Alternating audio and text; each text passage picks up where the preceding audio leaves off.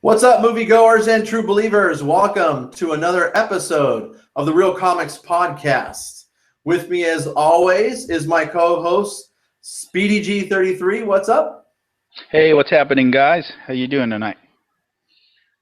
And I'm your host, Voodoo57. Back again for a big show, a really big show that might go longer than normal, but we are excited to discuss it because we know that everybody in the world is, and we've got a lot to say about it, and that is our review of Batman versus Superman. But before we get into that, we have a couple of news items, to bring up and to discuss with you very quickly. And then we'll get into how we review the movie and how we see it from our end. All right, Speedy G, what do you got for us first up on the news end? Well, despite Batman, Superman, there's always new stuff around the corner, and there's new things going on. Um, Today, it was kind of hinted at by Tom Hiddleston that he may be done with Loki after Thor 3. It'd be a tremendous loss, you know. I can hear the sighs from the women across America, like, oh, but I just think he has been on the big screen. He is easily Marvel's best villain. There's not even a close second. You have to go to the Netflix shows to even find anybody who's doing anything as well as he was doing. And it's going to be a huge loss if you ask me. I wouldn't get rid of him. I'd find a way to use him continually. Or you better start developing something because you haven't developed anything yet. Well, I would agree with that. I can tell you this much. If he wasn't the main focus of a movie that he was in, he was definitely a scene stealer. That's for sure. Oh, yeah. He means a lot to this universe, and to lose him, which is understandable. You and I were just discussing this moments ago before we went live. You can give everybody your thoughts on it because I think you said it very well, but we are going to be starting to lose some people from that Marvel universe, and it'll be interesting to react. But this is huge. Now, granted, he's going on to bigger and better things. You know, he's getting ready to play Hank Williams, and people are really already have rave reviews about that. Yeah, the television show going on. I mean, or is I don't know if it's a television show or a mini series. I thought it was a I'm not mini quite sure. series. Yeah, I think it might be a mini, like there's 7 episodes or something.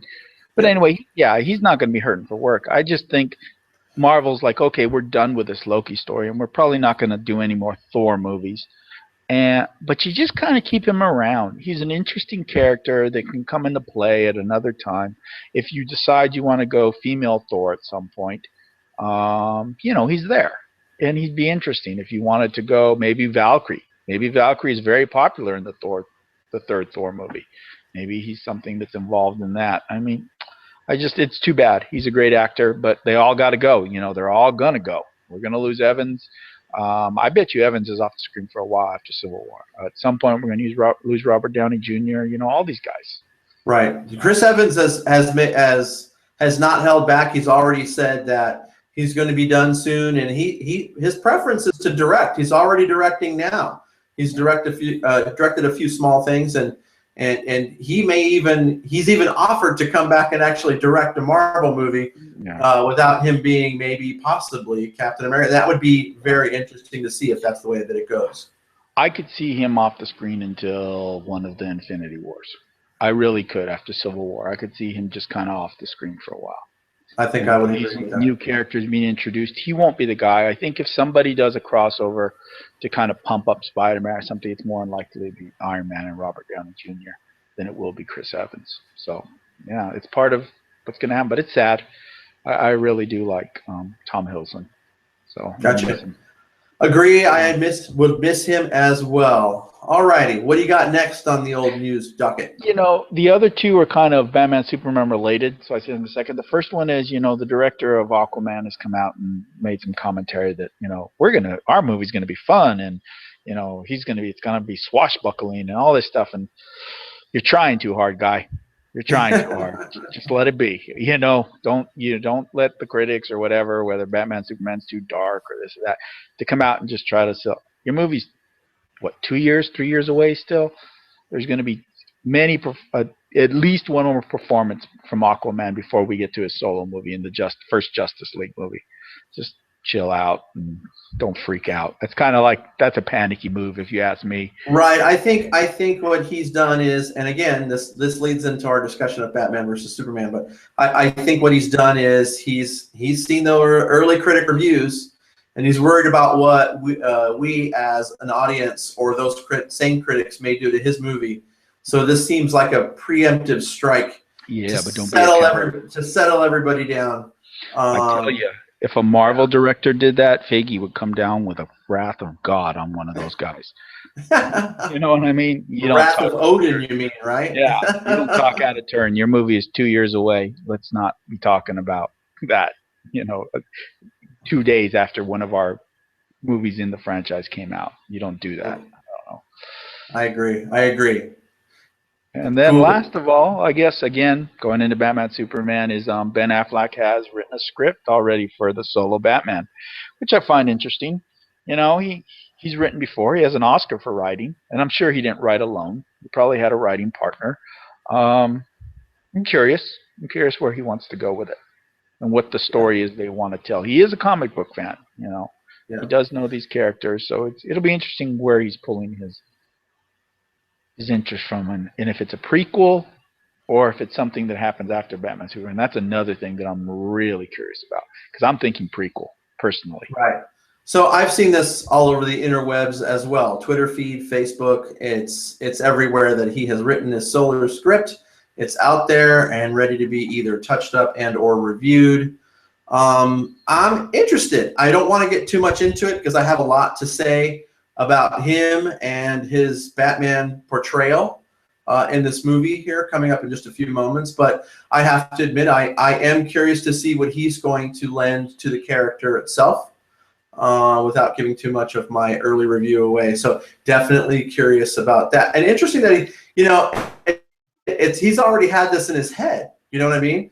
Here we are, and we're into, to Batman versus Superman. He's already got this thing pegged down. So that was he was talking about directing it a while ago. There was lots of talk about him wanting to direct one of the movies. So I could see it happening with just with Snyder overseeing. Snyder's executive producer for pretty much all these films. Him and his wife Deborah, they executive produce everything for the DC universe. So he'll have Snyder there to help him. So gotcha. Cool. Anything else on the movie front, movie news or comic book front? Nothing major that I saw. A lot of little stuff. I did see something small I wanted to just bring up real quickly, just kind of get your feel on it. I kind of know how I feel about it. It seems that the Gambit movie is still in big trouble. First, they had writing issues. They're going back to the drawing board. Then they had Channing Tatum issues for a little bit. And now it seems the director's gotten tired of waiting. He's moved on to another project. He's like, call me when you guys are done and you guys have your shit together, and then we'll take care of this. So he has moved on. What are your thoughts about this Gambit movie? I mean, in my mind, I'm seeing it as done. They're not officially saying canceled, but I think we're done. But they didn't say done with Fantastic Four. They kept on pushing it. So I don't know. You and I have talked about this so much. I'm on record that Fox doesn't know what the hell they're doing. Deadpool was an anomaly. Deadpool is not, like, ooh, now they're going to start. No, they still don't have their shit together.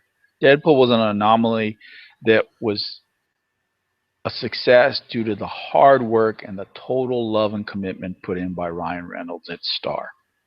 You have to give him a lot of credit for making that happen. I'm not saying that the director didn't do a good job or the supporting cast, but Ryan Reynolds really laid it all on the line for this movie, for Deadpool, and that's why it worked. I don't know. The other ones, it's not happening. And, well, I don't know. What happens after Apocalypse? It seems like Singer's done, so it seems like the whole X-Men universe is kind of in limbo right now. I would agree with that. I actually heard a great comment today on a different podcast. They actually mentioned that what would be a good idea, and I agree with this, is that Fox should just, all right, scrap it now, pull back, and reset yourself.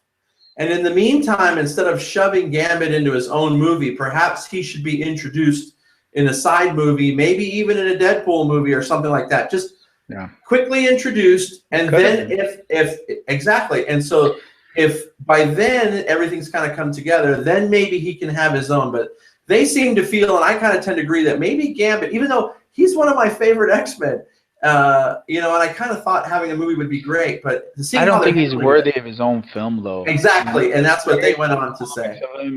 He's part of a team. It's like, I feel that way sometimes with Thor films. You know, they haven't quite got it right, and it's like, if I were gonna pick someone to do a solo movie, he wouldn't be on the top of my list. And it's not a knock on Thor. It's just, I don't know if there's enough there, you know, to do a Thor movie to get the whole general audience into it. Yeah, I mean, it's silly. I mean, like you said, they should scrap and start over. That's what Days of Future Past was supposed to be. It was supposed to be a reset button. And instead, it's not a reset button, it seems like. And then number two, Gambit should be in this movie. If you're introducing Channing Tatum, the way you do it is he's just a cameo.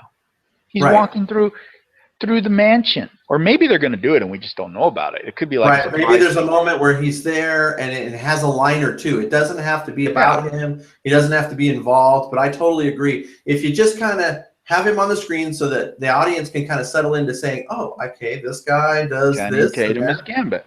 There you go. And you know, it's like, okay, this is the actor. Oh, what was that? Channing Tatum's Gambit, and he's going to have his own movie. You introduce him. That's how you do things. You know, you bring guys in, especially now as we starting to progress into origin stories are going to slowly be less and less. You can never get rid of them completely, but you have to start introducing characters within, like kind of how Black Panther is being introduced and how Spider-Man's being introduced. They're putting it in Civil War. You're getting a little bit, so you kind of get a piece. And then we go back and we kind of fill in the blanks. Wonder Woman, introduced in Batman vs Superman, but then we're going to go back with her own movie and fill in the blanks. So that's the new way of doing things. You can't just do it the old way of, okay, we need to make a solo movie, give him an origin, spend half or whatever doing an origin, then rush some kind of villain in, and then have him ready to go. He's now in the sandbox to be used by the Avengers director. I think that way's done. That's not going to be successful anymore. Yeah, I would agree.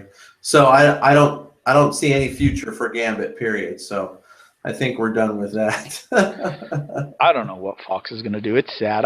You know who I wish had? I wish the X-Men were at Universal, because Universal has turned it around. And I think they would be the studio that would get it right. Because I'm not one of these people that want them back with Disney. I think if the X-Men go to Disney, the product suffers. Either the Marvel Avengers product suffers or the X-Men suffers because it's too much. There is no way they can handle that entire universe. The X-Men are their own thing. They need a studio that can just focus on them. It's not like Spider-Man who's coming from Sony. He's one character. You know what I mean? He's one character. The X-Men, there's too many. Yep. So, I would agree with that assessment. All right. Cool. So do you think we're done with news? Anything else? I think we are. I think we can get into it. All right, cool. Before we get into Batman versus Superman, just a couple of notes. We are going to start off talking about this movie spoiler-free as much as we can. And then we're going to delve deeply into spoilers. Something we do want to make note of right away and ahead of time here right now is that we know, and we're sure you know if you're watching along with us and you've paid any attention, that this is probably one of the most controversial and divisive movies in a long time. And as we always say here at the Real Comics Podcast, no matter what we say or how we place it, we can give you our thoughts and our feelings, but the best way to know for yourself is to go see it for yourself and form your opinion. For this particular show, I'm telling you right now, and I think Speedy G will agree with me, I heard this phrase used a lot, and I like it.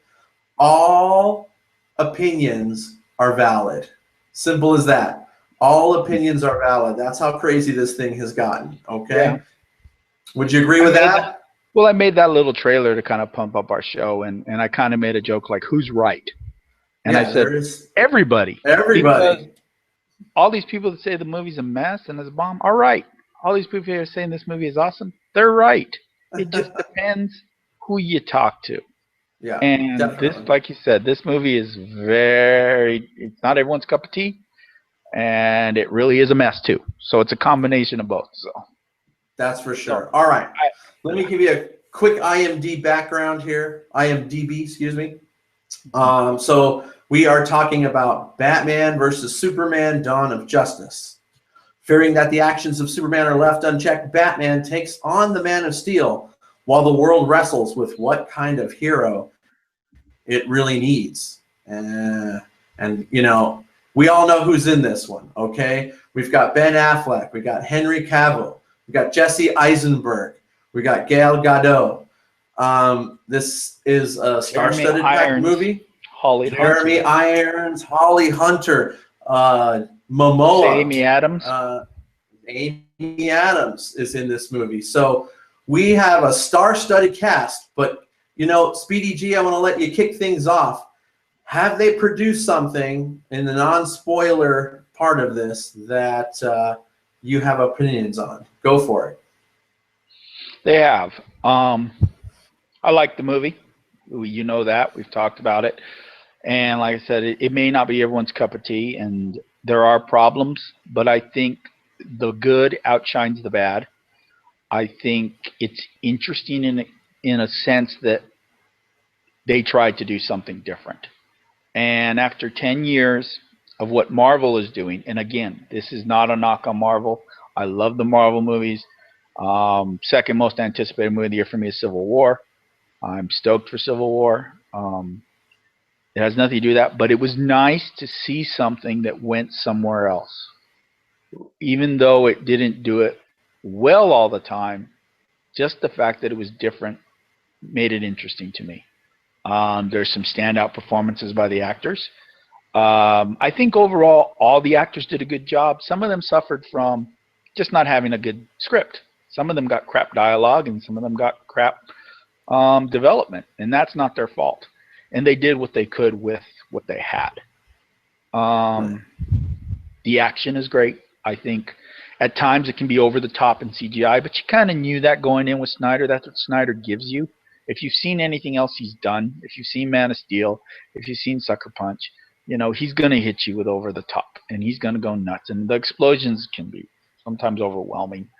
But it's fun. And, yeah, there's a lot I like. I liked Batman. I liked Wonder Woman.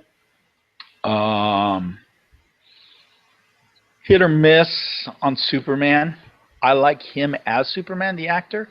I still think he didn't get the dialogue he deserved. I mean, you have him and Amy Adams, who's a wonderful actress, and she needs more. Give her some more meat. Yeah, that's some initial non-spoiler type stuff. Okay. I'll give you mine. Mine is different than yours. I did not care for the movie.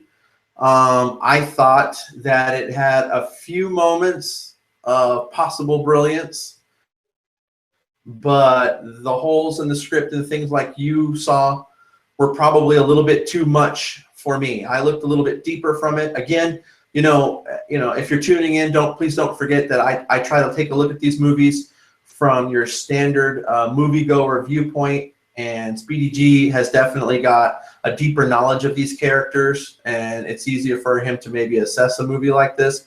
But on my end, those plot holes and issues with story and even things like the music got to me here a little bit. And that's kind of rare. I mean, we're not talking about as bad as like the last Spider-Man movie, that sequel that had the dubstep all the way through it, but it's still something that kind of pointed out to me.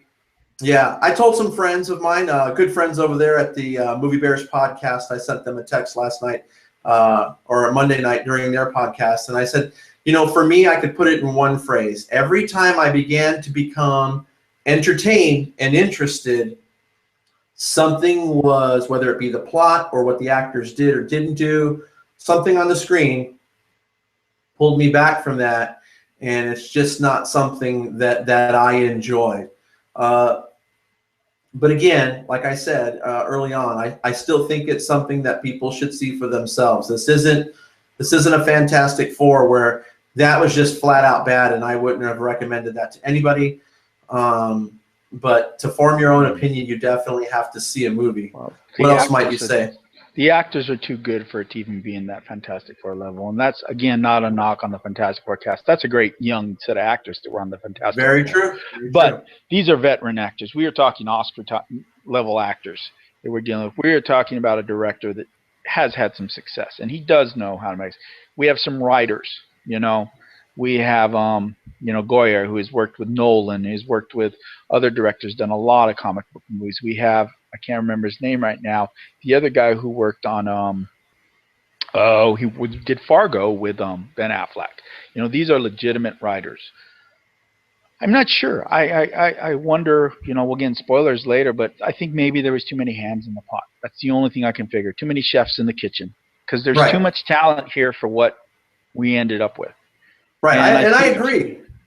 I agree. There were moments, and I'm telling you, I'm not knocking it as a whole. I'm just saying that there were moments, and every time I said, wow, I think, am I leaning? Here I go. And then, oh, you did that. Or I guess why I did didn't that let just that bother happen? me. I guess maybe my expectations weren't high. I guess I took a glass half full attitude with it, and it's like, because, well, let's be honest. If you didn't know where this movie was going, yeah, you have been living in a cabin somewhere in the mountains, because okay, we'll get into that later about the marketing. I hope some people were fired, because that second trailer basically gave away the end of the movie. It was the end of the movie. You knew that was all coming. You knew that battle. You knew when a certain heroine was going to show up. You knew who the big baddie was going to be, pretty much. There was one tiny thing at the end, but pretty much you were spoiled by the trailers on this movie. Right. That's also been a big topic in the news lately. I just didn't want to add that to our news list, considering what we have to talk about tonight.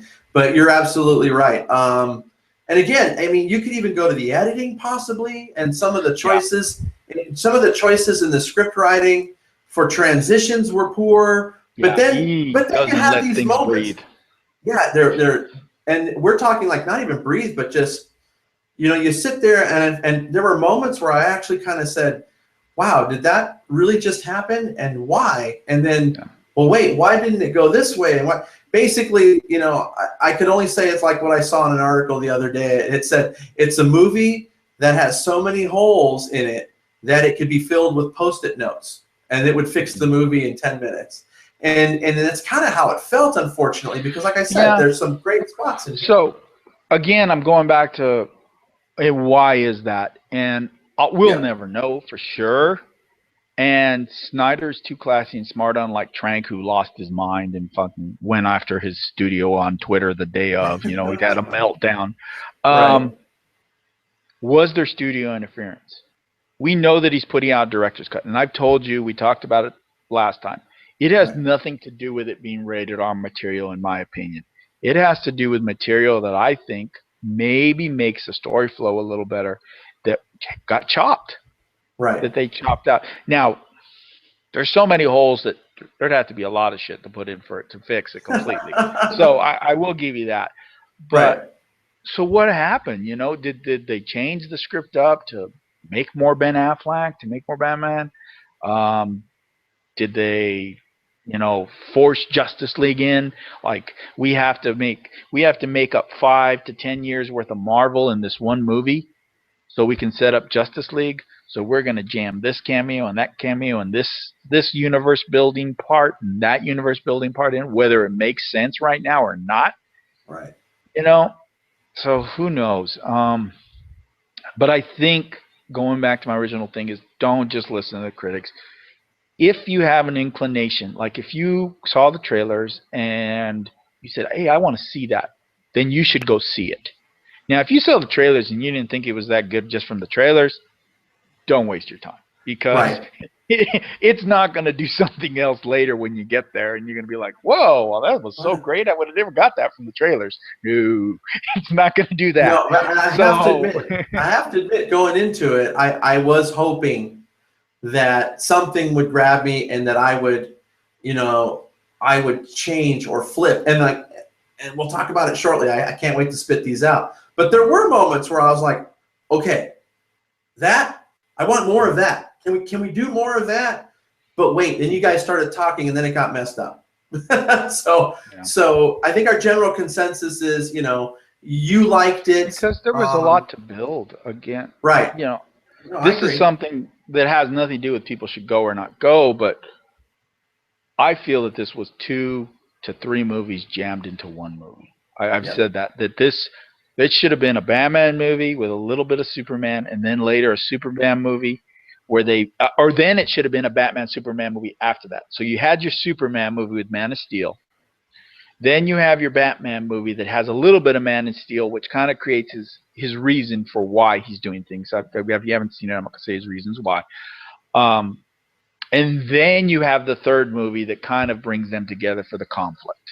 And I think it would have been a lot better instead of trying to get to that payoff, which is Batman versus Superman, when you just didn't have enough time to build up the why. Right. And without I would agree with why, that. The fight is absolutely amazing, but without the why, it's true. You got to care. And you have to care. That's the one difference that Civil War is going to make, even though I haven't seen it. I know it's going to make a difference because I've had all this build-up of who Tony Stark is, the movie version of Tony Stark. We're not going to get into whether he's the same one or not, but the movie version, I know who he is. I have all this build-up who the movie version of Captain America is. Okay? So I know these guys, and I know why they're going to fight. We've seen hints. We've got a little bit. So when it finally happens, it's going to make sense. And we're going to care. And we're going to pick a side. You know? Yeah, it's going to be emotional. And I want to say something here at the start, too. A lot of people that haven't liked it to this point, because I finally read, some, and I went review free. I read a couple here just to prepare for the podcast today. And it has nothing to do with this movie being dark. I don't care that it's dark. I know what Zack Snyder does. I can handle a dark movie. That has nothing to do with why I dislike this movie. It doesn't have to be happy and sunshine like Marvel is and have quips every other moment. I can do without that. It's okay. But again, we've already said it. We've got issues with the story, and I think, for me at least, they were too much to ignore. For you, you were able to look past them, and that's awesome. That is your opinion, and you are welcome to it just like everyone else. And that's all we kind of, like I said, music, it seemed frenetic. It seemed choppy. Maybe the editing music was poor. Doesn't bother me because I guess I tune music out a lot because I'm going to date myself. I'm old. And I don't necessarily like what my kids like. You know what I mean? And they like it. I've told you, all that rap music in Deadpool is annoying as hell to me. I'm not a big rap fan. And to me, it was annoying. Especially the new school rap. But we're not going to get into that's a whole. But so that wasn't that enjoyable to me. I'm an old-fashioned, traditional score guy. But I'm dating myself. I'm being the old man, get off my grass, guy. Yeah, I try not to really get too much into music.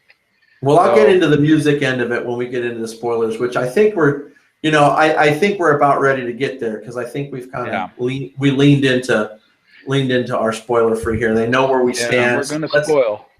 Yeah, we're definitely. Can I say something so that people know? I'm going to speculate a bit just on the little bit I know from comic books. That may be spoiler, even not spoiler this movie. It may spoil possible future plots. Yes. So people kind of know that going in, if you're okay with that. And I'm speculating. I'm straight up speculating. I have no proof of any of this. Right. So. And I think this is a good thing because after Speedy G and I had a discussion about it, it may have cleared up a thing or two, but I'm still going to talk about the things in the spoilers that really bothered me. Mm-hmm. And then I'm going to talk about the things that I liked. But so you've been warned. Right now, I think we are about to head into our spoiler section here. And we're going to delve into it pretty deep, and we're going to break this thing down a bit by bit. And I want to touch on everything. So Speedy G, why don't you touch on some of the spoilers that you'd like to hit up first? Some of the spoilers. I guess the basic plot of this movie, which is Batman versus Superman. I felt that the motivation for Batman to want to do this to Superman is done very well. And I don't know if I'm going to agree, but I think it is. It may not be the Batman people are used to. He's kind of off the rails, and why would he want to kill somebody? But he is. He's a little off the rails. We're talking about an older Batman. Some bad stuff has happened to him. You've got a hint of that with the Joker outfit. I mean, the Robin outfit sitting over there in the corner. He's been through the wars, and then he sees friends. Friends. He's on the phone with this guy in his building, and this guy goes down as a result of the fight that Superman's having. The fight that even annoyed us as fans. Are like, man, that carnage was horrible. Really? That's what Superman. So there's a motivation there. And then Lex twists him, which I think is done pretty good. Lex twists him. Now let's go to the other side. I never believe the motivation on Superman. I never can really see the motivation. Even the scene when he lands and says, your signal in the sky, you're done. Don't come out again. You're done. Even that, it's more kind of like, you better behave. It's not enough for Superman to want to go out and kill him and beat the shit out of him. Even those, he may not agree with Batman's vigilante justice. I still don't think it gets it to the level where Superman feels he needs to go out and take him down. And then the final little thing, Luthor saying, well, I got your mom. No. Right. After everything we've built up in Man of Steel and to this point, he's just going to throw that all away and say, okay, you got me, Lex. I'll go do it. That really bothered me. Right. And it could have been interesting. There could have been a dynamic where he could have really, if you built Superman where he's all like, I don't dig this vigilante thing. I don't dig the way you're hurting people. It looks like you're killing people. And then Batman will come up, well, you killed somebody. Yes, I killed an alien, which you seem to want to do to me, which is okay. But when I killed an alien, it wasn't okay. You're killing people. You're being judge, jury, and executioner. You're being the Punisher almost. And I have got a problem with that. And that would be more of a, but again, I think there's not enough time in this film with all the other crap jabbed in for them to build the proper Superman story. The Superman story was weak. There's no doubt about it. I'm going to agree with that part of it, but again, here's where I see where all the flaws are. The Superman, or excuse me, let's start with the Batman, what you mentioned, the Batman part, with him watching his own tower and his own people go down in it, because they are referencing back to Man of Steel when Superman was fighting Zod, and they went right through that building and they cut it in half with their laser eyes and all that fun stuff. Listen, it bothered me in Man of Steel, and it bothers me in this movie. I hate to say it. You can't just throw out 60 years of what a character is. I realize that this is Zack Snyder's Batman. By God, it's not 60 years, though. Well, whatever years it is, there's something there. There's something that these characters never do, and they're doing it on screen. And one of them is kill people. Superman starts off this movie killing somebody, dragging him right through the wall. That man is clearly dead. Now, I had a big problem with him killing Zod in the first one. I kind of overlooked it, and I thought, okay, this doesn't have to be the same one. Again, it has nothing to do with Dark, but you have so much built up in a character, you expect to see it on screen. The next thing is, so you get to Batman, and I like the reason why Batman was frustrated and wanted to kind of get at Superman and why he had those feelings. I agree with you completely. He has been through a war. He's an older Batman. Some things have happened that we may or may not know just yet, so I don't necessarily want to hit a spoiler there. He's clearly lost somebody close to him when you see that suit up in the glass. So yes, you're right. And I totally agree. Yeah, so I totally agree with you on the Superman thing, so much so that it really, really bothers me, because you know what? It's not just that he has an issue with Batman and Batman has an issue with him. The country doesn't even know what to think. Our country, our planet is so consumed that they haven't even decided. Some of them see him as a god, and some of them see him as somebody who's dangerous. So that's something that bothered me, is because he's Earth's son, and we haven't even gotten to that point yet. And then we have this mishmash of him trying to find and save the Earth once again. There's nothing settled in this movie. And as a good DC fan put it today, I read his little article and his take on this movie, and that's Kevin Smith. He said there's no morality and no moral in this movie, and I completely agree with Kevin Smith. That's my big issue. You see what I'm saying? Mm-hmm. And he went further on the whole thing about how you have to build something into these characters and give them a reason. You're definitely right. The reason that they fight is bad. That's different, but I'm okay with Superman killing. I mean they've darkened Superman up through the years in comics. In the last 20 years, they've darkened him up a lot. Right. And they have changed the story for, like you're saying, he's the son of Earth and he's revered. He hasn't been revered in the last 20 years in comics. There has been, the storyline has been, you're an alien. And therefore it's similar to way, you know, the X-Men, they're mutants. No matter what they do, no matter how many times the mutants save the world, they're still the mutants and they're still hated. Right. The Avengers can do the same exact thing, destroy the city, and they're heroes. The mutants do it, and it's like they're horrible. And Superman is an alien, and they never let that go. And that all changed when Frank Miller wrote The Dark Knight. And you have to, he said it. Snyder said it. That's a big influence on him. And everything changed when he wrote The Dark Knight. He made Batman into something kind of not so good.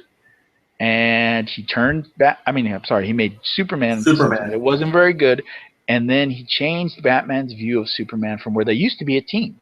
It was all brave and the bold, and it was all they teamed up and they did shit together, to Batman becoming a very wary ally. It was more keep my enemies or keep my friends close, you know, or keep my enemies close, keep my friends closer.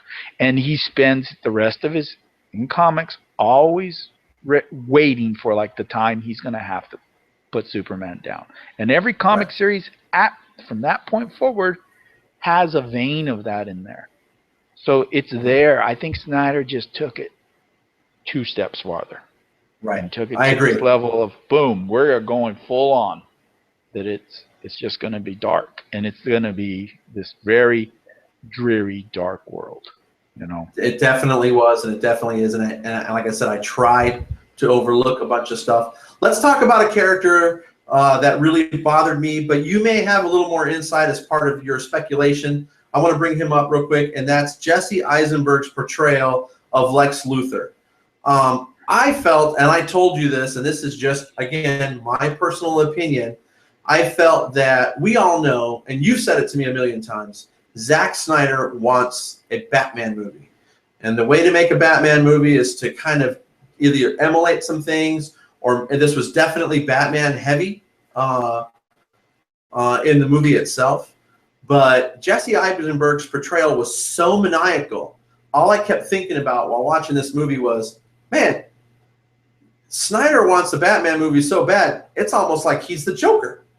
That's not the Lex Luthor I'm familiar with. I'm not saying it has to be right, but I'm just not familiar with it. I'm familiar with a smarter, cunning, more dastardly, always has an ace up his sleeve kind of guy. And this just seemed too crazy and maniacal. I mean, he can't speak at one point. He loses his mind. He loses his train of thought. And he's just constantly moving. Even his actions are maniacal. And it's just, that's the only word I can use for this. But you did have a little bit of insight. Tell me your thoughts on the portrayal, and then tell me what you think may be going on. I think he went for something different like he did with Batman, but this one didn't quite work out. I didn't hate it, but I didn't necessarily like it. And at times, like you said, he was over the top. I don't see him as a Joker type. And I think before you completely consider that, wait till you see what Leto does.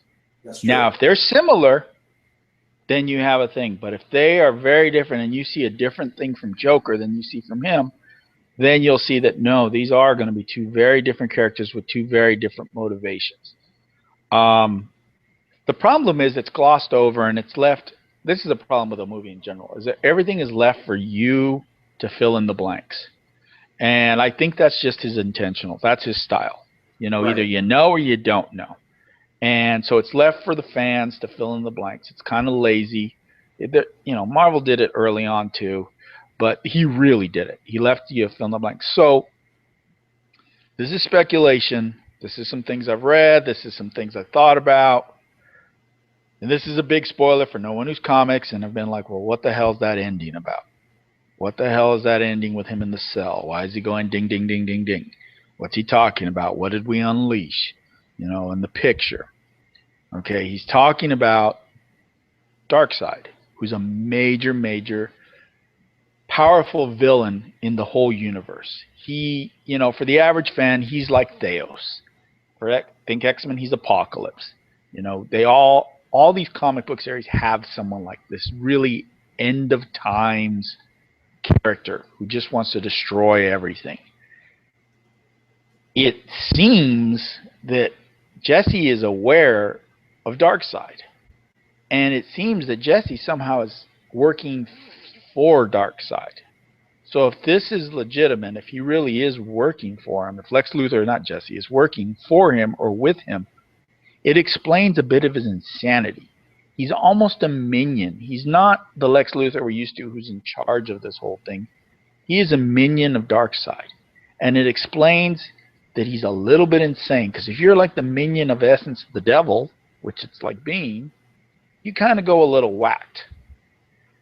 But see, that's a stretch. And that's a stretch that, as a comic book fan, I can go to. And I could have this discussion with another comic book fan, and we could kind of have a deep discussion. The average person is going to be, what the hell are you talking about?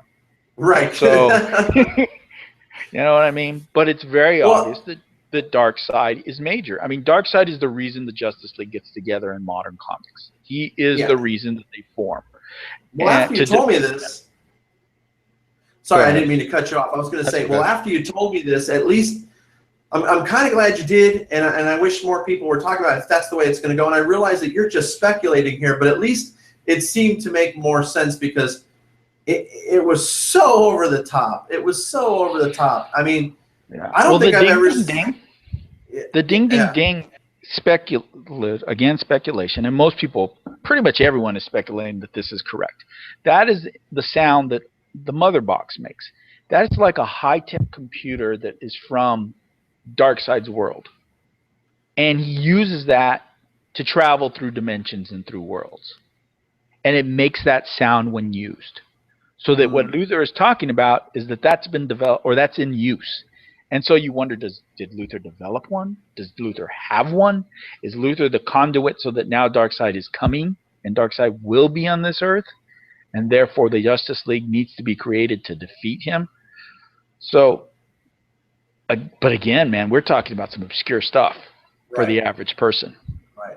Hey, let's talk about, let's get, I think that's great info, and that's why I'm glad we're doing this podcast. Because, again, I'm looking at this from the average moviegoer standpoint. You've got the comic book fan standpoint, and you may have some great insight. I think that's a great point. So that gives me hope that, you know, that might be explained to me later. But for now, that was really crazy. But let's talk about some of the good stuff real quick before I don't want to completely destroy this film. Talk about one of your favorite scenes, and I'll give you one of mine. My favorite scenes. I enjoyed the beginning when Superman was fighting and Batman from the ground view, Batman seeing it, to give the view of like us, the viewer, like the destruction. That was the recall back to Man of Steel. It was horrific. You know, you saw it on Man of Steel, and you were like, well, yeah, that's horrible that he blew everything up. Superman wouldn't do that, but you weren't really horrified. At least I wasn't. I mean, I've seen I was. I have to blow shit stuff up that it didn't bother me like on a deep level. But when I saw it through Batman's eyes down there, and you really kind of almost got a 9/11 kind of feeling to it. That's why. That's why it bothered really me. And then another scene, because I liked a lot. I love the Batmobile chase. Was excellent. The Batman Superman fight. Wonder Woman's appearance. Yeah, and then Batman when he rescues Ma Kent. So those were my big ones. The Batman scene where he's been or he has told Superman that he will go rescue his mother because that was the reason for them fighting in the first place, or having Superman go after him, which Okay. Yeah, well, Anyway, the reason wasn't good. I'm talking about the actual reason. I know, but the fight rest scene of it- itself, that's the Batman, and I'm going to say it now. I actually did enjoy most of Ben Affleck's portrayal of this Batman.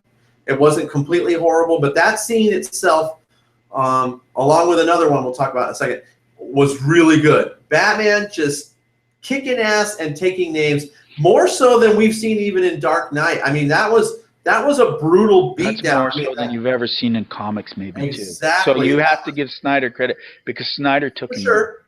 Yeah, for sure. That was to a different place. See, that was one of those moments where I'm like, okay, man. And he killed people. He killed all those people. That's you can't tell me those people were alive.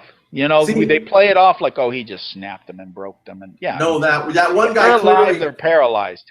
You know? That one guy clearly had his neck snapped. But again, see that you just touched on a moment. Again, we know that Batman doesn't drink, Batman doesn't kill, Batman doesn't. I mean, again, this is built up in our mind. He does now. That's for damn sure.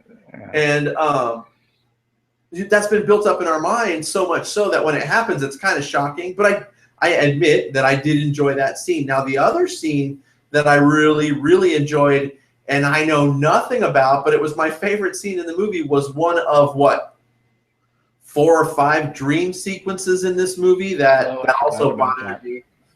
Yeah. This is the futuristic scene with a Superman-controlled world with his own army. And let me tell you something. The army looked awesome. Superman coming down and Batman trying to infiltrate some portion of some bunker or something like that to either rescue or find something. And Batman, for the first time in my mind and in my eyes, using a gun to kill people. That's another thing. But the scene itself was awesome. Awesome. I forgot to send you the artwork, but it's reminiscent of an artist who draws what they call a greaser version of Batman. He's got the leather jacket and the goggles on, and the really short ears and the mouth, and the nose and mouth exposed. It was a pretty badass scene. And again, but it was just a vision. But maybe you can fill us in a little bit more on what that's about. That's straight out of Injustice. There's comics, there's multiple comics, but Injustice started as a video game. And if you want to know a little more on Injustice, I told you, you can look for it on Google, or I know your kids own it. Get them to beat the game and watch all the cutscenes together. Okay, it's about an hour. You watch all the cutscenes together, and you will see stuff that is reminiscent of what you saw in that scene. You will see Superman's army. Now, they don't have the S's; they have a different symbol, but they're still basically Superman's army. It's a parallel universe. I mean, if anyone who watches Flash can kind of have an idea of what we're talking about, the multiple Earths. And in this Earth, Superman is bad. He's gone bad. There's a lot. I don't want to say the reasons why, because I could be spoiling future stuff. I could be spoiling the video game for you. I could be spoiling a lot of stuff. But Superman is bad, and Batman is the one person, as we talked about. Batman always plays this role. He's the one person that's tasked with taking down the bad Superman. And so what was that? Speculation? Was it a dream? Was it a nightmare? Because we've kind of seen that he's having nightmares. They showed us that in the thing. Right. He's had several nightmares in this movie. So is it some kind of vision, premonition, message from a different place? Especially when you get right after that, as he wakes up, I'm 100% sure that was a time travel by Flash. Right. Okay, that was a time travel from Flash, either from a different universe or from the future, coming back to warn Bruce that he needs to put the team together to beat Darkseid. Right. Let's set that up real quick, because what's happening here is Bruce Wayne has infiltrated at LexCorp. And whether he's fallen asleep or what, but you've seen that he's fallen asleep, and he's had this vision of a bad Superman and his army running the globe. And as he's jolted out of his chair from waking up from this vision, right in front of him, what opens up is a portal. And through that portal is the new Flash with his little goatee and all, warning Batman that he was right all along, and that the key to the future for whatever reason, is Lois Lane. Mm-hmm. Yeah. So what did you? Now, where I was tricked by that, yeah. I thought Lois was going to maybe die in this movie. I thought Right. that he was talking about this movie. I thought Flash was talking about the key to this is Lois, and that something bad was going to happen to Lois, and Right. Batman was going to be right, and Superman was bad. But I think it's a warning for later stuff. Right. That after watching the whole movie, that's what I think it is, and it's Flash through time. We've seen it on the television show, him traveling into the future, and when they did that Dawn of Justice show on TV, they talked about the powers of the different characters. They said, Superman is this, Batman is this, whatever. They specifically said Flash's power is time, the ability to travel through time. He speeds up, he goes through time. So they said that. They specifically said that. And now we see that he's come forward or gone back to give a warning. And it's because of that Batman is now going to put this team together, and they're going to go seek out these other members.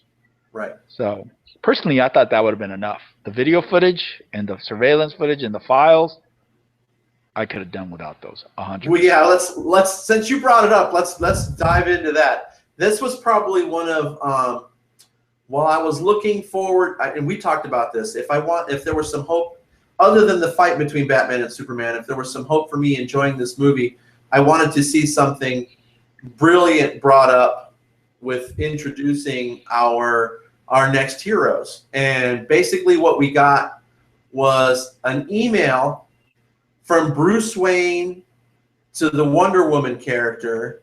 And how about that scroll? How about that scroll? Each line she scrolls down. Scroll. Yeah, read the line. Oh my God! Read the line. Why? First off, okay, wait a minute. This is where we're gonna have a little fun. So first off, the way Bruce Wayne shows Wonder Woman what's going on is by giving her what? YouTube videos of each one of our heroes in the future, and somehow they're current. It's surveillance video, but somehow Lex Luthor has even already created their logos. What the hell? It's an awesome graphics department he has there. I mean, this is really high tech. And then it gets there, and why did Bruce Wayne Ramon that's in there playing and naming everybody and making logos? That's what I'm thinking. So, and then it gets better. Why is Bruce Wayne using his own personal email? And so, is she going to make the connection? And he basically is telling her I'm Batman and Bruce Wayne. Yeah. At the same time, and I just thought it was the dumbest way to bring this stuff up. Now, let's get to the clips. But you know what I read?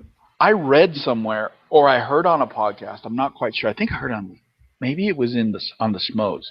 Somewhere I heard that, I don't know if it was filmed or it was written in script. You know how it was a jarring jump after the Senate blows up, after Congress blows up. Next thing you know, there's like a motorcycle driving through like a wreckage and cops and everything. You just assume it's the Senate, but it's actually LexCorp that's been broken into. That was a horrible transition. And Jesse, that was bad. He's been robbed and everything. I guess originally there was a scene. Yeah, I know. Lex. I guess because I don't believe he's Lex. So originally, I guess they showed the scene of him breaking in and getting the kryptonite, Batman. And that is where he discovers the files, and he actually views the files while in there. Right. So that was a different place to put it. And my theory on that is they needed to give Wonder Woman something to do to give her more screen time. Right. And that was so obvious. You're absolutely right. I would agree with that assessment, because my first thought was, first off, why is he sending them to her when if it was going to be revealed this way, he could have just opened the files himself and we could have seen it on his computer. Maybe. Right? Maybe when you think of the ending, it's so that they can have that conversation at the end that we need to find them. She has to know about him for them to have that conversation. But again, it was done poorly. Right, and I don't think it needed to be there. I think it was forced. The Cyborg one was horrible. Yeah, let's quickly talk about those. Aquaman one could have been good. It could have been awesome. It could have been so good. I told you what they have to do. You pan in, you see his eyes. I agree. And then you all of a sudden, fast in a blur, you see a bit of his face, and you see that trident bust the camera, and then he speeds off. You don't get that long moment with his fucking pert moment. You know what I mean? No, see, you call it herbal essence or whatever the hell he's doing over there. That was his L'Oreal look. Momona comes out with his spear, and he sits there for a moment, and all his hair starts to flow like a bad L'Oreal commercial. And then he decides, well, maybe this camera, I should destroy it. Crash! But then he does the one thing. It's long. Yeah, it's really weird. And the cyborg thing was just disturbing and unnerving. His dad trying to keep him alive. It didn't make sense because they don't explain to you that it's his dad.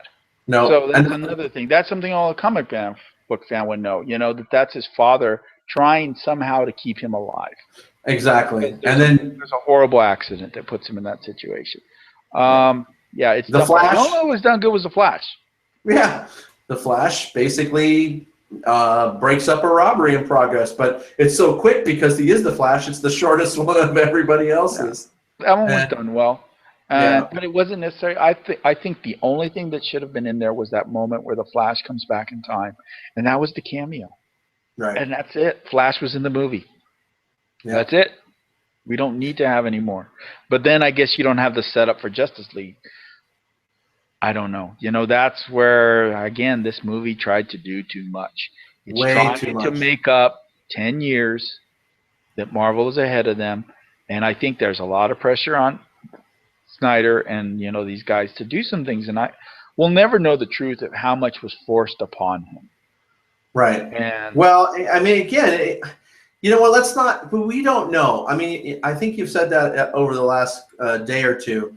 Because I'm sure stuff was forced upon him. I'm sure. While I agree that a lot of times studios do this to their directors, you can't tell me that because this is such a high-valued thing that Snyder didn't have more say in what he was doing. So I'm gonna reserve my comment until I see the rated R, you know, DVD release, which I'm going to be interested in seeing it. But yeah, but we'll never know. I know we'll never know, but they do it. And to me, the perfect example is Jon Favreau. Right. They took that goddamn Iron Man 2 movie away from him. They took it away from him, and they turned it into a builder. And he said it. He's kind of vaguely said it. He doesn't come right out and say it because he wanted to keep his good relationship with Disney. So now he's doing Jungle Book. But he's not doing any more Marvel movies. He's done with Marvel movies. He left that with a bad taste in his mouth. Well, that's a shame because again, I you know, I don't want to get into, you know, critiquing and reviewing other movies, but I enjoyed the second one. So. But that's an example of. So I do believe the studio does come in and make things happen and say, well, you know, I think that has to do with why Wright left Ant-Man. There was too much of. See now that you to build this universe stuff, and he's I don't want that in my film. Well, then you're not going to do this film. You know, I really do believe that there was a little bit of that. How much, we'll never know. But I do believe that the studio played a part in some of this mess. I'm not giving it. I'm not lumping it all on Snyder. I can't. I feel like there was some other powers that be that steered this in the direction it went. Well, let's talk about a couple more things. Let's get into and this is something I was looking forward to the most, and I have to go 50-50 with it. Let's talk a little bit about the actual fight between Superman and Batman, and what I want to set up here for you is the setup here real quickly. Lex Luthor has threatened Superman with the kidnapping of his mother, and has told him that if he wants his mother back alive, he has to go and kill Batman. So that's what pits these two together. And let's get into what bothers me first, and then we'll get into what I liked about it. The first thing is that when Batman lands, you know, just a few hundred feet away from, when Superman lands a few hundred feet away from Batman, he's simply got to explain to him the situation. And while we don't get a fight, that thing is over. And he actually does try to spurt something out, but by then Batman has had enough, and then the fight ensues. And once the fight ensued, I was pretty interested in it. That was a pretty badass fight. What did you think of the fight between Batman and Superman? I think the fight was great. I really liked the fight. You're right about Superman should have tried harder to get through to Batman that I want to talk. It's almost like, right, listen to me, you need to listen to me. All right, you little shit. You're not going to listen to me. I'm going to kick your ass. You know Yeah, what I mean? it seemed like two brothers, right? Like almost slap fighting me. No, he started kicking his ass, and he kept No, telling him, like, he's like, you better stay down. I can kill you. You right. know, and he underestimated Batman a bit, with the kryptonite gas and stuff, which was really cool because that gave me something which I really enjoyed. Is you always got to remember, Batman's not necessarily, I mean, not Batman. Superman's not necessarily a good fighter. It's not like Superman went out and trained and learned how to fight and has this fighting skill. Why would he? He doesn't need to. He's stronger than everyone else, so he just uses brute strength. You take away his strength in that moment, and you realize who the better fighter is, hands down. So Batman kicks his ass. There's no ifs, ands, or buts because Batman is a better fighter. And it's great that it goes on, and then the shit wears off, and he throws that punch, and it doesn't do shit. It's like, oh, right. crap. He's actually getting his ass kicked. But right. I like it. Now, as much as I enjoyed that fight too, though, I have to point out one thing. So, and it's funny because somebody else kind of noticed it, and I said, you know what? They're absolutely right. So you've got basically what is perceived to be the two smartest men in the DC universe as far as just being wise and smart and looking that one step ahead. Superman's that smart, but go ahead. Yeah, Superman and Batman, and so Superman takes the first gas pellet off the chest. Okay, and that thing wears off. The fight continues, and they're at a distance because he's thrown Batman. And here comes Superman flying slower than I've ever. As Batman reloads and is about to shoot him with another gas pellet, like he doesn't know what's going to happen, and he gets him again. See, again, that's one of those moments where I say it draws me in, and then it pulled me back. Why would he, fool me once, fool me twice? Why would he do that one again? Why would Superman let that happen again? You have to accept that if you ever want a Batman versus Superman fight. Because realistically, it's not possible to have a Batman-Superman fight. It's not. I mean, they've written it in comics, and they do things like that too, believe it or not. Because let's be honest, all it takes is zap out of his eyes, and there's no more Batman. Done. Done. There really is.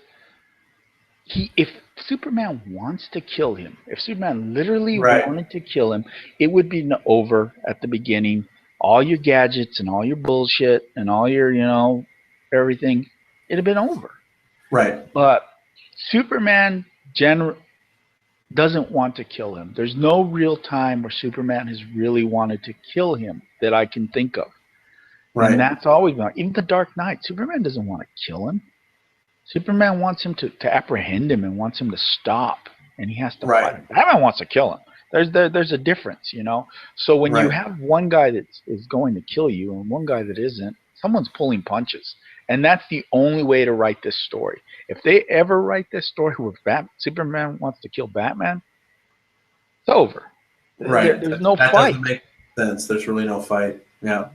I would agree with that. And so, yes, I understand what you're saying, but I think you have to have, because if he doesn't get hit by the pellet again, then the fight's over.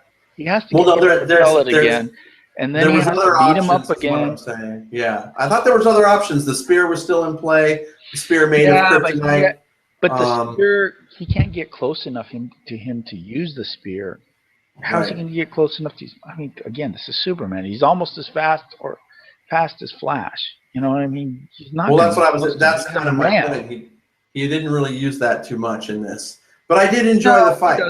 Every time, every comic you'll read about when they fight, Superman only uses half his powers, and they nerf the shit out of him, to use a gaming term. Superman's always nerfed when they have this fight, and because it's more interesting, and it's more interesting to have the underdog win. Right. No, I agree, and that's kind of what I wanted. I have to admit, that's what I wanted. Most people did. My little kid. My little 13-year-old, she goes, even before we saw it, she goes, I hope Batman kicks his ass. She wanted to see it because it's that underdog thing. Right. For sure. All right. Batman fan. Yeah. So the fight, I think we can agree on for the most part was pretty cool. But let's talk about how this film ended with Doomsday and the reason that the fight between Batman and Superman ended real quick. Well, I think we should talk Wonder Woman first, or You maybe want to get we'll it? Let's throw Wonder Woman in the mix there, and Okay. in the introduction to Wonder Woman. This fight ends when Superman seems to be defeated, and Batman, it might be giving a death blow to Superman to end his life. And with his boot on Superman's neck, we hear Superman squeak out, "Martha," and that just sends a shockwave through Batman. And he makes the connection between his own mom, Martha Wayne, and Superman's mom, Martha Kent, and all of a sudden they're buddies. What did you think about this quick ending? You know, I hate that. You know, I hate that. That was so bad. I mean, it could have been enough to make him pause, maybe, and then they have a discussion, but not straight up go into, okay, I'll save your mom, you know, and everything's good to go. But you know what that is? The movie's already been chopped up. We got to get moving. We got to get on to the last battle. We got to get Wonder Woman introduced. So we're not going to waste a lot of time here. And yeah, those are the things where you're right. The movie just falls the hell, because it should have been 2 movies. It should have been 2 movies, so you don't have maybe even 3. Maybe even 3. You're right. Maybe even. I totally agree. All right, so and it's hard. I'm praying. This is what I'm praying Civil War doesn't do to me. Okay. Right.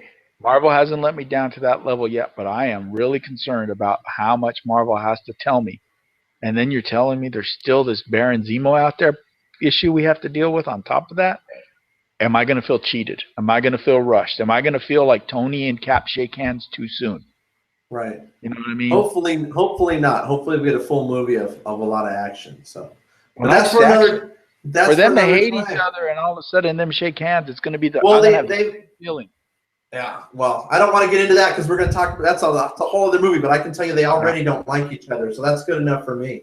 It's already been established that they don't really necessarily. They know they have to work together, but they don't necessarily care for each other, at least at this point. They're basic friends. They're acquaintances, I would call them. No, I think they're very close friends. I think they just think different, they have different philosophies. That's all. They see the world differently. You know, all right, why don't you give us the intro to? Let's go to Doomsday. No, well, Doomsday. You want to do Doomsday before Wonder Woman? You know what? Doomsday's problem is that Doomsday's really not that interesting in generality. He's created to beat Superman, and he's the one thing Superman really can't beat, and that's what he is. Other than that, he's mindless. There's no character to him. There's no motivation other than kill Superman. So, of course, he's going to be a bit boring. So this goes back to that whole argument where the marketing team fucking blew it. You don't show him. And then all of a sudden he's there. That has more of an impact. If you hadn't seen him and you didn't know he was going to be in the movie, you would have been more of a, whoa, what the hell's that? You know what I mean? At least you would have got a little bit of interest for a while. What the hell's this thing? Versus like, well, you know he's coming. I've seen the trailer. When's he coming? He should be coming about now. It should be time for him to come. You know, so that was garbage. And what about the way he was created? Okay. Oh, don't even get me started. Yeah. See, from a moviegoer standpoint, that was garbage. Lex Luthor randomly goes into the old ship that was destroyed in Man of Steel, which for whatever reason they're still studying in the middle of the damn city, or at least an emptier area of the city, which they also make a point of saying. Oh yeah, that was. There won't be more. And so want to catch he that goes crap. in there. Lex Luthor walks in and just creates this freaking thing, and boom! Now we have a Doomsday. Yeah, he took over the ship and created it. Yeah, there was a lot of crap, and that's what I mean. They're just jamming things in there, here and there, and it's a problem. I'm not gonna lie, but then I look at that scene you're talking about, and there was something swimming around in there, and that could be Brainiac. And so to me, I geek out on that little moment, and I ignore that this other stupid shit happened. So I guess with me, I'm glass half full with this movie, and that's where we disagree, is because I'm seeing these little Easter eggs all over the place. And so, yes, the creation of Doomsday is fucking stupid. But, ooh, is that Brainiac floating around down there? You know, and so I get excited about other things, and I can overlook the crap. And so the average fan maybe can't overlook some of that crap because that's all they're seeing, and they're not seeing the other little things. So. Right. Well, I think we're hitting all the target points. I know we've discussed this and kind of put her off for a little bit. let's talk about Wonder Woman's entrance into the. I liked her. I think it was done well. I think it was the best way to do her. Um, I understood her motivation for it. I mean, some people didn't, but I liked it. She will learn more about it later when we see her own movie. But she said, "I've walked away from man. Something happened. Something bad happened in her future, and she was done with humans." And she kind of stepped away. And she does everything in her power to stay out of this mess through the whole movie. She doesn't have a lot of dialogue, but you can just see she's like, "I'm not getting involved in this shit. You two boys can beat the shit out of each other all you want. I'm not getting involved in your guys' garbage." Even down to the very end when they're fighting each other, she's like, "I'm getting on a plane. I'm out of here. I don't want it." And finally, she sees Doomsday and she sees what's going on. And I think it dawns on her like, I have no choice. I have to get involved because this problem is big enough that it's going to end up on the shores of my world, Right. and I have to. I have to get involved. I really don't have a choice. So she does. And again, marketing blew it. Could have been an amazing appearance.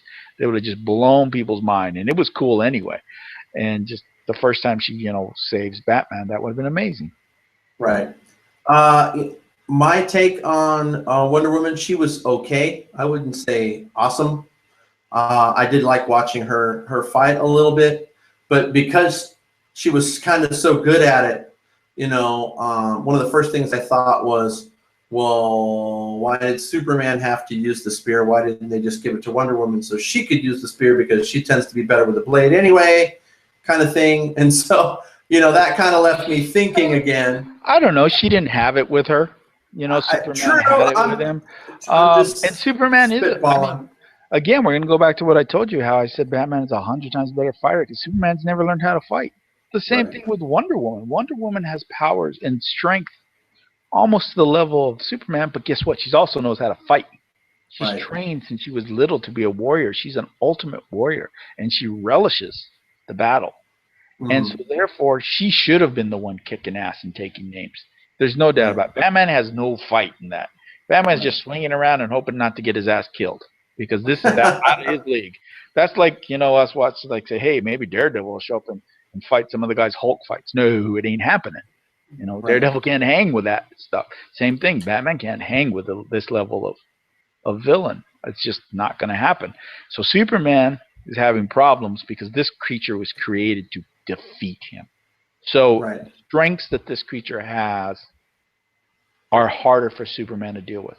So Wonder Woman is the one. Without her, they don't even survive that fight as long as they did. That's just kind of my opinion. And I liked Gardeau. I really felt that she did a good job. I felt that she captured the essence of the character. Writers were a bit lazy, and they basically gave me what's her name? They gave me Anne Hathaway again, all over, down to instead of Christian Bale and Anne Hathaway being silly at these big parties and dancing, and she's stealing something from him. It was Affleck and Gardeau. But yeah, that was straight out of that. I mean, think about that. There's a lot of it was lifted right out of that last Batman movie.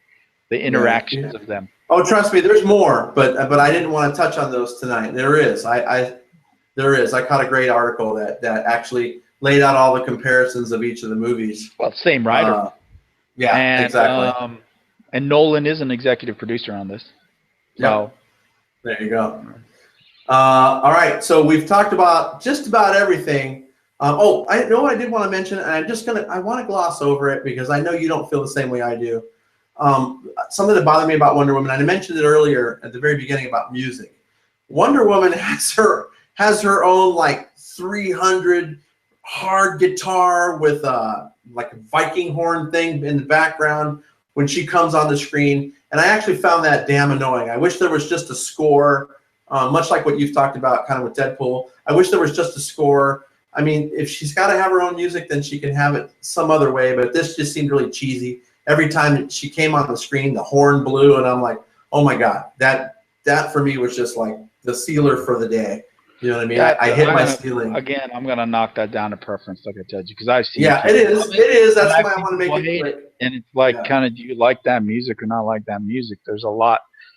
Yeah, I'm traditional score. Yeah, it's a little jolting. The first time I heard it, it was a little jolting, but I went with it. I guess those things don't really bother me too much. It depends. I just But thought it stood out too much. I mean, normally I don't notice if I don't notice the music that much or it doesn't lend to a scene, I'm not going to pay attention to it. But to me, it stood out like a sore thumb, and that was just a yeah. bad spot for me. But anyway, So, all right, well, I got a couple questions for you. go for it. Okay.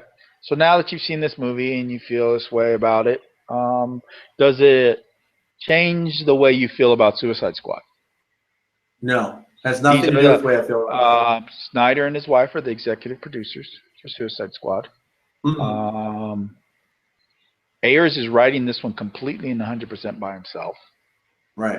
that we know of. Do you trust? There's going to be a Ben Affleck Batman cameo.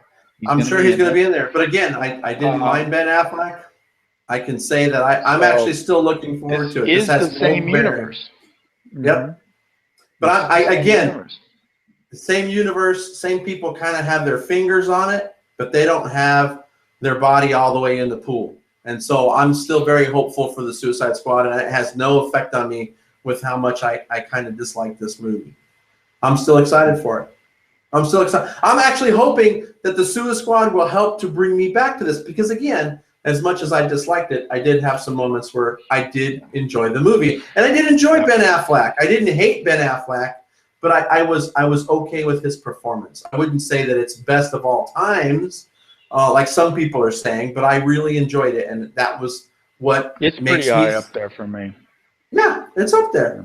You know what I mean? It's up there. And again, I only attribute the only reason I don't think he's as high as maybe a Christian Bale, even though a lot of people don't like him, is because I think Christian Bale had better material. The story was better, unfortunately. If the story was better here, I would easily peg Ben Affleck up at the top, but it just That wasn't was there for better than him. the first two. The last one, but yeah. Yeah, for sure, definitely. But Well, you know what? It is going to give you something for Suicide Squad, and I'm not going to say this one on screen. I've decided, but there's a huge spoiler for Suicide Squad in this. There's a right. huge spoiler for Suicide Squad in this. Yeah. And I pointed it out to you that, yeah. Yep. Well, I know what it is. I'm not sure we should touch on it, but No, I'm going to leave that one alone. But there's a huge one. But see, that actually makes me more excited knowing what I do know. So hopefully they come through and we'll be talking about Suicide Squad and smiling all night long. So that's my goal for that. All right, we got to get off to one final note here on the movie itself. Let's talk about the big spoiler, the end-all, be-all, the death of Superman. Thoughts? Killing him was ballsy, and I liked it. I liked it a lot. Showing the goddamn dirt move on his coffin was chicken shit. Okay. We all know he's coming back. It's not a spoiler. He comes back in the comics. It's like everybody knows he comes back. He's obviously they're not going to do a Justice League movie without Superman, so we know he's coming back. But you don't have to have that little scene at the end. You know what they Lord of the Rings, that one. When you think it's over and they give you some more scene, and then you think it's over and they give you a little more scene, and then they think it's over and that's what the hell they did. Once they started doing that, I knew that they were going to show us some shit. Like, man, just leave it be, man. It was an emotional moment. Both times I've seen it, people cried when he died. People cried in the theater when he died.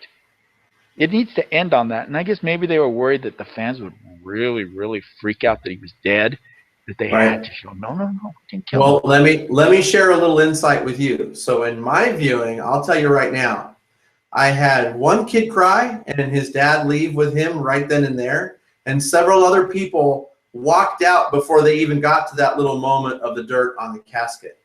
They were already leaving. They had had enough. They saw Batman die either with or without their children, and they left. Or excuse me, Superman, and they left.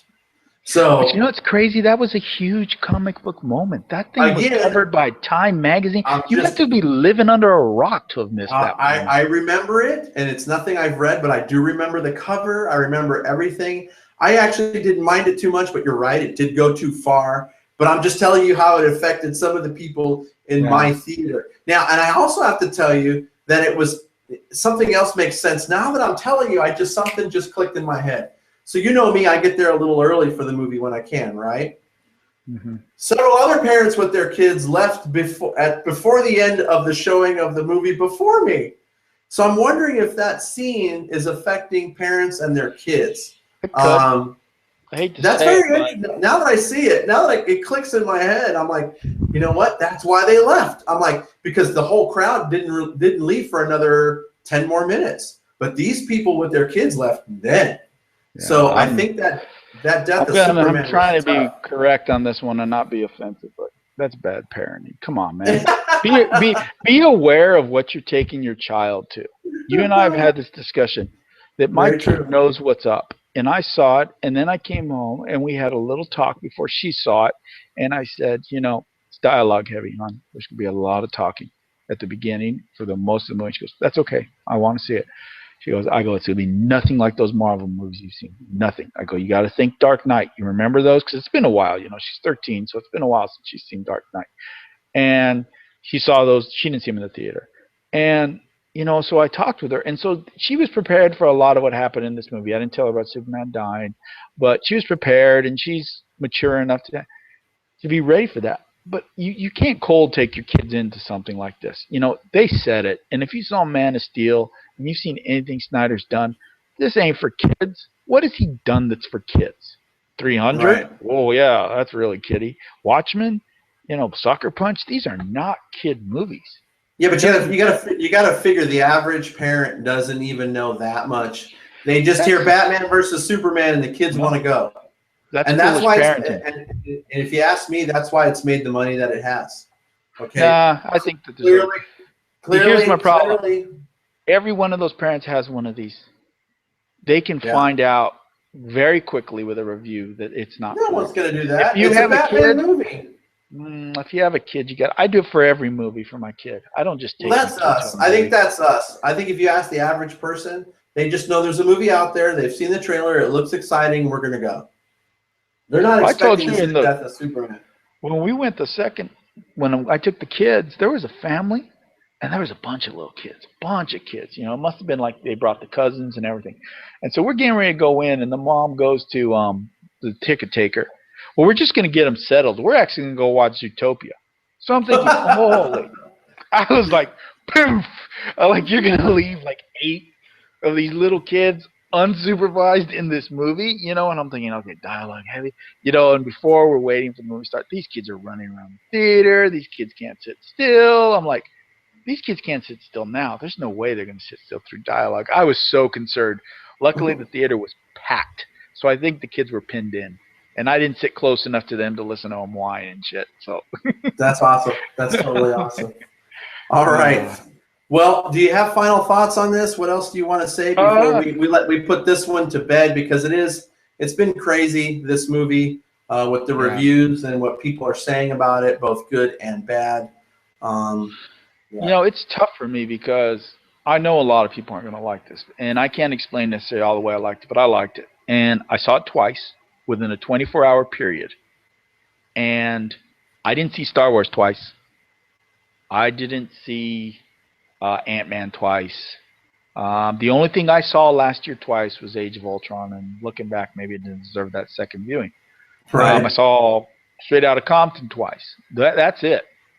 This movie made me want to go see it twice. And I actually would think about seeing it a third time just to kind of see some of those little things I may have missed. And I can't explain it. I don't know if it's different. I don't know if it's because it's telling me a new story. I don't know if it's because it's the beginning of something that I know is going to be good and special. Because, the first Marvel movies were a mess too. There was a lot that left to be desired. But they cleaned it up, and I think that's what DC is going to do. I think it's just going to get better and better. Now that this has been done, now that they've laid the ground, I think the solo movies are going to be a lot better. Right. And listen, I'm hoping the solo movies are better because I didn't enjoy this movie. So I'm hoping that everything that was crammed into this movie that I didn't enjoy may be now focused on in the individual movies, and so that I can enjoy those. I want to like these movies. I really do. And I'm just afraid that maybe, unfortunately, Zack Snyder doesn't get it. And before I want to read a quote from the biggest DC fan of all time, and that's Kevin Smith himself. And it kind of puts into perspective how I feel. it's just kind of how I feel about this, and I like the way that he said it. He says of Zack Snyder in the movie, there seems to be a fundamental lack of understanding of who these characters are, what these characters are about. It's almost like Zack Snyder didn't read a bunch of comics. He read one comic, and it was The Dark Knight Returns, and his favorite part was the Batman versus Superman fight. And it's kind of how I feel that the holes were left, because I really did want to enjoy this, much like he did. And the only reason I read that was because, like I said, sometimes like I said, I'm not the greatest verbalist. I think he put what I was feeling in the best terms. But as I say that, I want to reiterate again, I honestly, while I can't recommend it to close personal friends and family necessarily, I think anybody who's considering it, if you're considering it, go see it. Go see it for yourself. If you want to see it, don't let anyone talk you out of it. Exactly. That's one thing I agree. If you want to see it, and if you wanted to see it before, don't let anyone talk you. I made the mistake of, it hurt my first viewing, is all those nasty reviews. I went in and I told you my story is, I'm 20, 30 minutes into this movie, and I'm feeling good about it, and it's not perfect, but I'm enjoying myself, and I'm like, is there something wrong with me? Why am I not hating this like everyone says I should? And then the movie's over, and I walk out, and again, I'm like, am I just, I don't know shit about movies, and I'm questioning myself, and yeah, again, there's problems. We've talked about it, and you asked me, so what do you give it? And I go, I give it a 3. That's just an average movie to me with mistakes and problems, but I just didn't hate it. It was glass half full to me. It really was. There was moments that I enjoyed, and it was nice to see those characters. DC is very different than Marvel. They even if you just are a reader and never have seen a movie of either or, you pick up the 2 different comics, and they're very different. And that's a good thing, because I like different. I like, everything doesn't have to be the same, and everything doesn't have to be, I don't know how to explain it, I guess. It's hard for me to no, it's not. In talking with you, of course, you and I have been talking about this we've been killing this. This is probably technically, if we don't count phone conversations, this is actually probably our 3rd or 4th podcast on the actual subject, if you look at it that way, because you and I have been beating this thing with a dead horse. And this will be debated just like Man of Steel was. This is going to be debated to death. To death. Yep, and I agree. And again, what I want to make also clear is too that I didn't hate this film. I just disliked it, and there's a big difference. Okay, if I hate a film and I really can't stand it, I will tell people, please don't go, please don't go. And this just isn't one of those movies. I think it is definitely worth seeing for yourself. And if it wasn't, I would say so. And I'm just being honest. My view is my view, and my view alone. Who knows? Like I said, I think I've spent most of this past 4 days trying to understand how you enjoyed it, and with some of your insight, I think you've helped me see some of that. Even though they may be speculation or not, it just goes to show you that with the right information, some of those holes can be filled. So awesome. Yeah. I think we've had a great show tonight. It's gone on for, wow, we're doing about an hour and a half, and that's pretty, wow. That's a gold time for us. But listen, before we start saying goodbyes or anything else, we did want to talk about one other thing, and that is our Rated R show, which keeps, kind of like forever. Rated R show. It's kind of like the Gambit movie. It keeps getting, rewritten and recast. Rewritten and recast. Speedy G, why don't you fill us in on what's going on? Yeah, it was me that pulled it back. I called Felipe on Monday, and I said, we can't do this show yet. And he's all, why not? And I go, well, a lot of what we're going to talk about deals with comic book writers and movie writers and directors that are either involved or have influenced the Batman versus Superman movie. And if we get into that movie even a little bit in our Rated R thing, we're going to go off, man. We're going to go off on a tangent because we both have too much in us and we want to just talk about this movie. I go, so we need to do this after. We need to regurgitate all this Batman Superman stuff first, and then we'll do our. So yes, we are going to be doing that this week now that we've gotten this all out of our system, and we'll be able to do that. So, all right, to back up Speedy G here. Listen, You know what? No, I'm not going to apologize. I'm just telling you people, we're going to have it done for you. But again, we want it done right. And because of the nonsense that is Batman versus Superman, whichever way you look at it, we've had no choice but to kind of put it once again on the back burner. So yeah, this is a bigger story anyway. Yeah. Yeah, this is a huge story. And you could clearly see this is the longest we've ever gone. I think we could probably still go even further. I guarantee you we could easily go another half hour, but it'd be minutia though. So it would be. Yeah. It would be minutia. It would be minor. It would be non-consequential. But look, we'll say it one last time before we say goodnight. Go see it for yourself. If you're unsure, then go see it when it hits a cheaper theater. If you're still unsure after that, wait till DVD, but check it out. It's definitely worth catching at least once. Okay? All right. I think we're about ready to sign off. Next week. Tune in for Walking Dead, man. It's going to be an all-Walking Dead show. It's going to be our first television podcast. We're going to be covering The Walking Dead. If you're caught up, viewing the entire season, we're going to call it. This is the entire B season, correct? I believe that's what they call it. This is the B season. We'll probably touch on the A because we didn't have anything before, but just kind of give our whole thoughts on the season and how it wrapped up. And, you know, I think if we're going to do television, this is probably how we'll do it. We'll do it based on a whole season and what we thought.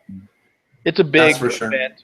There's no doubt. We can't not talk about it, I believe. It's still a comic book, and I'm going to do my best not to spoil for my friend here who doesn't know a lot about the comic books. I do not know a lot about the comic, and don't spoil it for me. As a matter of fact, you know what? Since we brought it up real quick, and I don't want to go off on a tangent, real quick.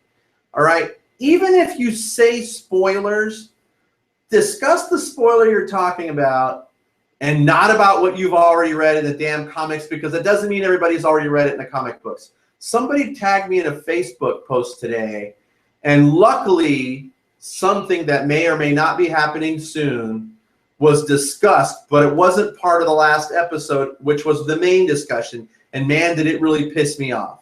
So be aware of the conversations you are in, people out there. If you're watching this, don't do that. Don't be that guy. If you've read the comic books, shut up. Don't say anything. Okay, please, because I haven't. And that makes every episode for me that much more, intense. So please don't do that. All right, enough of that. I get off my little Walking Dead rant. But we're going to definitely do a super big Walking Dead show. I can't wait. I'm super excited. That is one of my passions, other than Star Wars. And, we might have some news on that too coming up as well. A little hint, tease. I got something coming up for that. But our Rated R show, we will let you know when it's coming. It is coming. And we're going to sign off for tonight. I think we're both kind of fading after about an hour and a half's worth of Batman and Superman. Keep in mind, we're not bashing it. Go see it. You know what? Speedy G, say goodnight. Good night. Good night, Lois. Good night, Jay. Okay, yeah, whatever. Anyways, folks, as always, be your own hero, and you all have a great night. Thanks for tuning in. We'll catch you next week on the Real Comics Podcast. See ya.